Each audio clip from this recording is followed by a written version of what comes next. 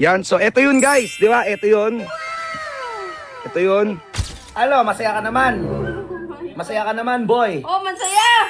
Yan ang gusto ko. Paano madumi? So mga magkano na nagastos natin dito? I think around 900,000. You think worth it ba to? Pinagagagawa ng asawa ko? Comment down below guys kung sa tingin nyo worth it to.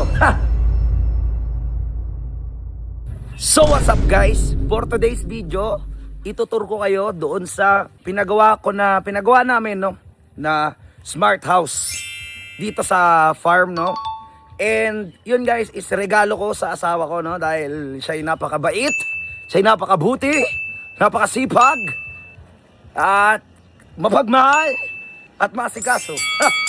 So, 'di ba? Kung naaalala nyo, kung familiar kayo dito kami dati, ano, 'di ba? Dito papasok. May pasensya na, medyo magulo, guys. So, medyo magulo lang konti. Dito kami dati natutulog, 'di ba? Yung naalala nyo, may nagkaroon ng aswang.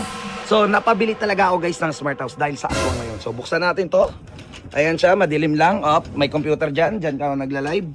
'Yon ang mga tao. Oy! Tulog-tulogan, oh. Ayan. So, dito muna sila nag-i-stay. Yes! Di ba?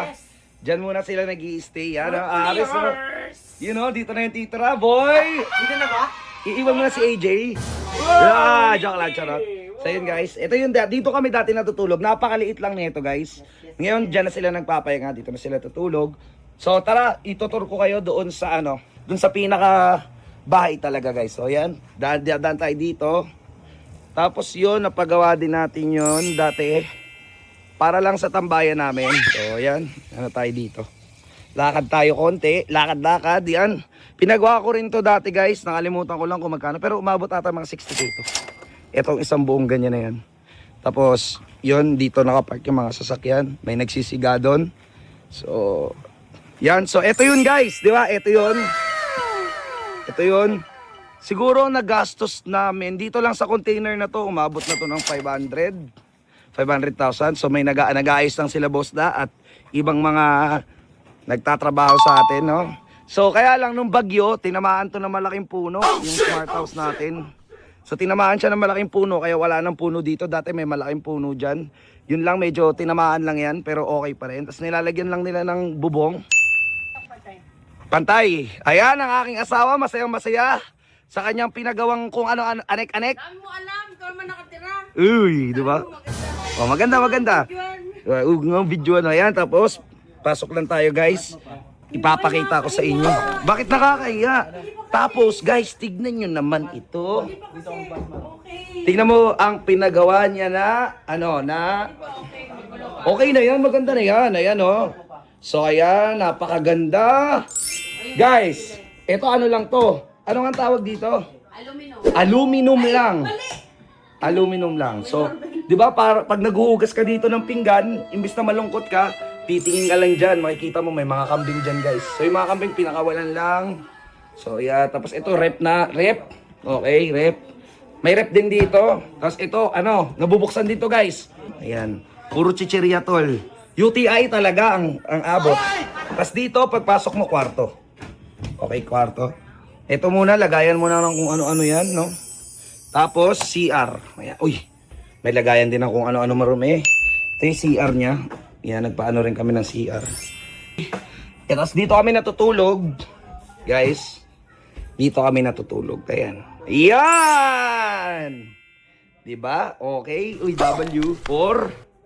150. Ayan. So, naka-aircon din yan. May CCTV dyan. Naka-TV din. Tapos, syempre, pag titingin ka lang dito. Ayun, oh. Sad boy yarn. Ayun, oh. Sad boy yarn. So, ayan. Oh. Uy! Hello! You say hi. You say hi, viewers. Hi. Okay. Hi, viewers. You say hi, viewers.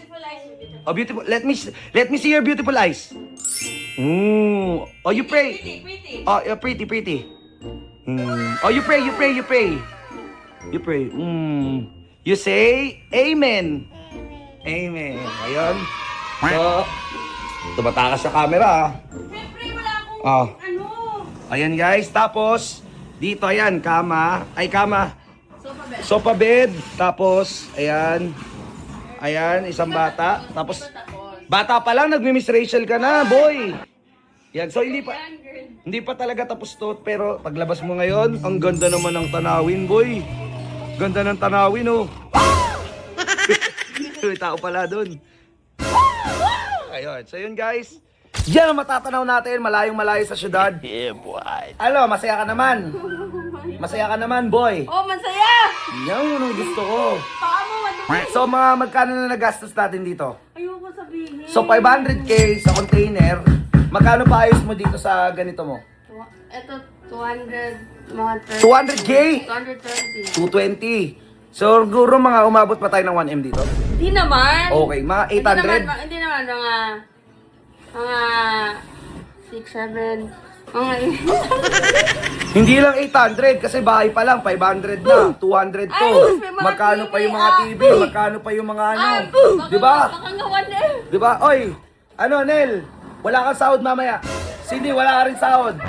Ito yung mga nagko-construction natin. Boss, malaki gastos namin dito. Huwag ka muna bumali Boss, malaki yung gastos namin. Huwag muna kayong, kayo, lahat kayo. Boss, di pwede. Oh, wala pa. Sama mo kami, paano ba kayo makamalam sa buhay? Bobo po tayo. Ito na yung ating container house, guys. Kapag gabi, maganda na siya. Nice. Pasukin natin. Tara. So tapos na yung bubong, medyo ano nga lang, no? Medyo madilim. Pakita ko sa inyo ang itsura kapag gabi. Ayan. Ay, may aswang. Charot. Ha? Arty yarn. So ayan na siya, guys. Medyo magulo lang pero okay na siya. Wow. Iyan na. Kapag gabi, ito yung itsura niya. Tapos, titingin ka lang sa labas. Oh, wala. May ilaw pa. Oh, basta may ilaw yan. Siyempre, alam na nila yan, boy.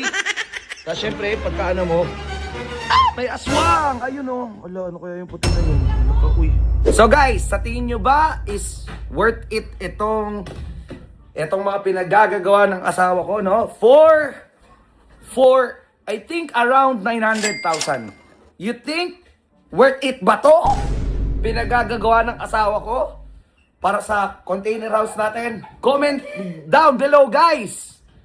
Kung sa tingin nyo worth it to. Gastos ba?